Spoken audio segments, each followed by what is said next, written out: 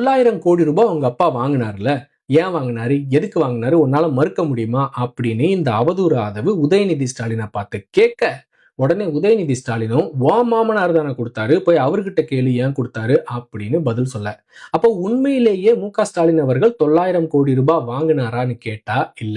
ஒரு 509 கோடி ரூபாய் தான் எலக்டோரல் பாண்டு மூலமா திராவிட முன்னேற்ற கழகத்துக்கு நன்கொடையா வாங்கினாரு. யாருகிட்ட இருந்து? லாட்டரி மார்ட்டின் கிட்ட இருந்து.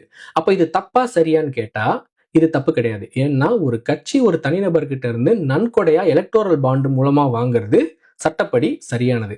சரி, திமுகவுக்கு மட்டும்தான் இந்த மார்ட்டின் குரூப் இவ்வளவு பணத்தை நன்கொடையா கொடுத்திருக்கா அப்படின்னு கேட்டா இல்ல. ஒரு 1368 கோடி ரூபாய்க்கு எலக்டோரல் பாண்டு வாங்கி இருக்குது இந்த மார்ட்டின் குரூப்.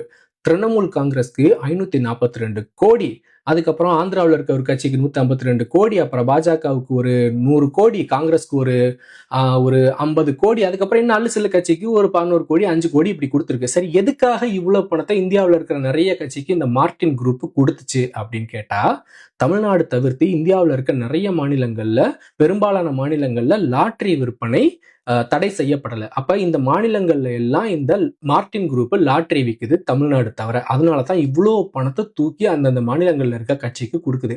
அப்ப தமிழ்நாட்டுல எதுக்கு கொடுக்கணும்? இங்கதான் லாட்டரி விற்பனை 2003 இருந்து தடை செய்யப்பட்டிருக்கே அப்படின்னு பார்த்தா, எப்படியாவது தமிழ்நாட்டுக்குள்ள லாட்டரி விற்பனையை இந்த குரூப் கொண்டு வரணும்னு நினைக்குது. அதுக்குத்தான் திமுகவுடைய ஆதரவை கேட்டு இவ்வளவு பணத்தை நன்கொடையா கொடுத்துச்சு. திமுக அதை ஏத்துக்கல. உடனே மாமனார் மருமகனும் சேர்ந்து கோச்சுக்கிட்டு கட்சியை விட்டு வெளில போயிட்டானுங்க. கட்சியை விட்டு வெளில போய் எப்படியாவது லாட்டரி விற்பனையை கொண்டு வரணும்னு பார்த்தானுங்க. ஆனா இதை தெரிஞ்சுக்கிட்ட அம்மையார் ஜெயலலிதா மார்ட்டினையும் லீமாரோஸையும் பிடிச்சு உள்ள வச்சுட்டாங்க. அதுக்கப்புறம் அந்த அம்மா இறந்ததுக்கு அப்புறம் விடுதலை சிறுத்தைகள் கட்சியில போய் இந்த ஆதவர்ஜுனா எப்படியாவது எம்பி ஆகி மேல இருந்து அழுத்தம் கொடுத்து லாட்டரி விற்பனையை தமிழ்நாட்டுக்குள்ள கொண்டு வரணும்னு பார்த்துச்சு. அதுவும் முடியல.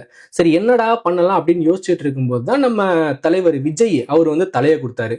சரி, இது ஒரு புது கட்சி, இந்த கட்சியில சேர்ந்து எப்படியாவது ஜெயிச்சு எம்எல்ஏவாயி நம்ம லாட்டரி விற்பனையை கொண்டு வந்துடலாம் அப்படின்னு தான் இப்போ இந்த தாவேகா கட்சிக்கு ஃபுல்லா ஃபண்டிங் பண்ணி ஜெயிச்சு இன்னைக்கு ஆட்சியில உட்காந்துருக்கானுங்க. இப்போ இன்னும் 5 வருஷத்துக்குள்ள எப்படியாவது லாட்டரி விற்பனையை தமிழ்நாட்டுக்குள்ள கொண்டு வந்துடணும் அப்படின்னு பிளான் போட்டு வச்சிருக்கானுங்க.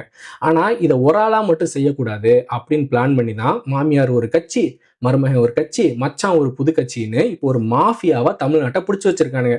எப்படியும் இன்னும் 5 வருஷத்துக்குள்ள லாட்டரியை தமிழ்நாட்டுக்குள்ள கொண்டு வந்து தமிழ்நாட்டை சுடுகாடா மாத்தாம விடமாட்டானுங்க.